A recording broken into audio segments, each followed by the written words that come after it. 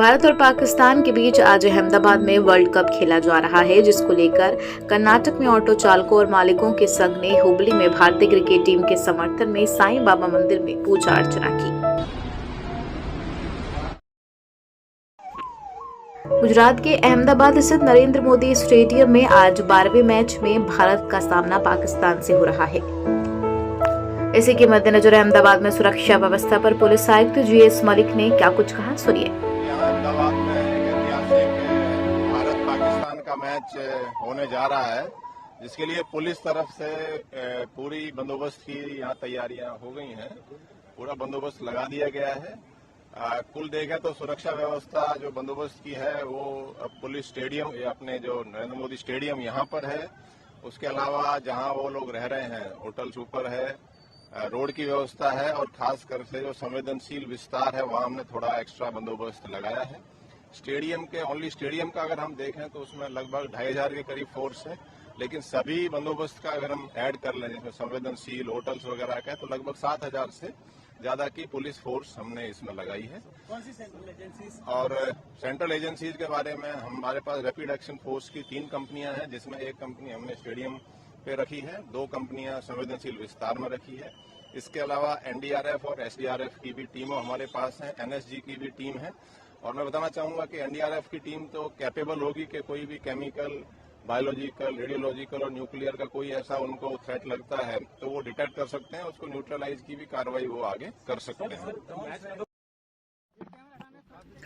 राजस्थान के मुख्यमंत्री अशोक गहलोत ने बताया कि बहुत लंबे समय के बाद RPCC स्क्रीनिंग कमेटी को जिलों में जाकर फीडबैक लेने को कहा गया है। टिकट सर्वे और फीडबैक के आधार पर दी जाएंगी। सरकार के खिलाफ कोई लहर नहीं है, लोगों को हमसे कोई शिकायत नहीं है। अगर किसी विधायक के खिलाफ कोई शिकायत आती है तो फीडबैक और सर्वे के आधार पर ही टिकट दी जाएगी। के बाद में प्रदेश कांग्रेस के अंदर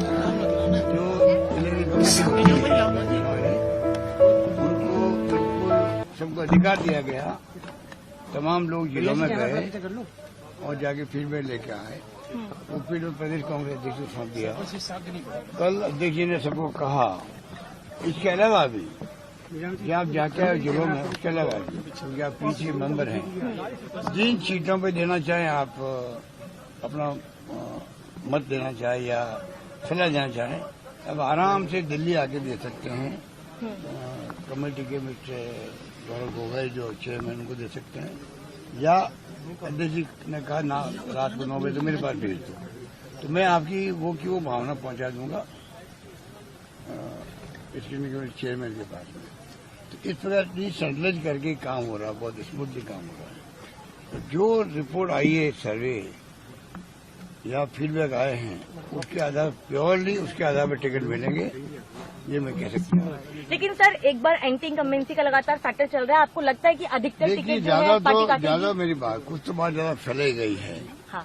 जब सरकार के खिलाफ कोई लहर नहीं है, नंबर 1, कोई शिकायत किसी से नहीं है हम लोगों से, और नंबर 3, जब शिकायत MLA ही करते हैं तो MLA के क्षेत्र में तो जाएंगे, ऑब्जर्वर जाएंगे, गए हैं, AICC के गए हैं, उनकी रिपोर्ट आई है, जो सर्वे कंपनी है वो सर्वे कर रही है, हम लोग से फीडबैक लेते हैं, उसके आधार पर ही मान लो वही MLA का नाम आता वहाँ पे, तो फिर कमेटी और हम लोग क्या कर पाएंगे, हमें तो फैसला वही करना पड़ेगा।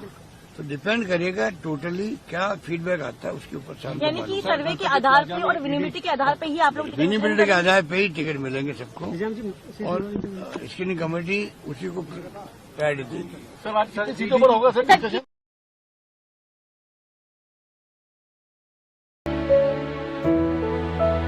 9वें G20 संसद देशों का शिखर सम्मेलन P20 के समापन सत्र में लोकसभा अध्यक्ष ओम बिरला ने कहा, कई देशों के प्रतिनिधियों ने पश्चिम एशिया और मध्य पूर्वी की स्थिति का भी उल्लेख किया है। कुछ सदस्यों ने अंतर्राष्ट्रीय व्यापार को बढ़ावा देने और सप्लाई चेन में लचीलापन लाने की आवश्यकता का भी उल्लेख किया है। मैंने उन उल्लेखों को ध्यान से सुना। आज के इंटरकनेक्टेड विश्व में हम किसी मुद्दे को आइसोलेशन में नहीं देख सकते। कई उसमें आर्थिक मुद्दे भी हैं। कई देशों के प्रतिनिधियों ने पश्चिम एशिया, मध्य पूर्व की स्थिति का भी उल्लेख किया है। कुछ सदस्यों ने बहुपक्षवाद को मजबूत करने, अंतर्राष्ट्रीय व्यापार को बढ़ावा देने और सप्लाई चेन के रेजिलियंस की आवश्यकता का भी उल्लेख किया है। मैंने इन उल्लेखों को ध्यान से सुना है। आज के इंटर कनेक्टेड विश्व में हम किसी मुद्दे को आइसोलेशन में नहीं देख सकते। हम माननीय प्रतिनिधियों द्वारा दिए गए सभी अतिरिक्त उल्लेखों और सुझावों का स्वागत करते हैं और हमने उन सुझावों को नोट भी किया है। इसलिए हमने सहमत संयुक्त वक्तव्यों के पैरा 27 में इस बात का उल्लेख भी किया है। मैं पैरा 27 का कुछ विषय, कुछ बिंदु आपके ध्यान में डालना चाहता हूं। हम संघर्षों और विवादों के शांतिपूर्ण समाधान का समर्थन करते हुए अंतर्राष्ट्रीय शांति, समृद्धि और सद्भाव को बढ़ावा देने के लिए उत्प्रेरक रूप में प्रासंगिक मंचों पर संसदीय राजनय और परस्पर संवाद जारी रखेंगे। ये बिहार में ये तुगलकी बिहार शिक्षा विभाग के नवरात्रि में शिक्षकों के प्रशिक्षण के आदेश पर केंद्रीय मंत्री गिरिराज सिंह ने कहा, उन्होंने नवरात्रि में शिक्षकों का प्रशिक्षण कार्यक्रम रखा है। ये हिंदुओं पर हमला है। बिहार में लव जिहाद चल रहा है। बेगूसराय में भगवान शिव का मंदिर तोड़ दिया गया। नीतीश कुमार की संवेदना नहीं जगी। ये बिहार में ये तुगलकी फरमान जारी होता है। ये मुख्यमंत्री मुस्लिम परस्त राजनीति करते हैं। अभी इन्होंने दशहरे में शिक्षकों को आवासीय प्रशिक्षण का लगा दिया नवरात्र में। अब ये शुक्रवार को तो छुट्टी देंगे नमाज पढ़ने के लिए, जुम्मा का आएगा उसमें छुट्टी देंगे, मोहम्मद साहब का आएगा छुट्टी देंगे। तो ये हिंदुओं पे पढ़ार है।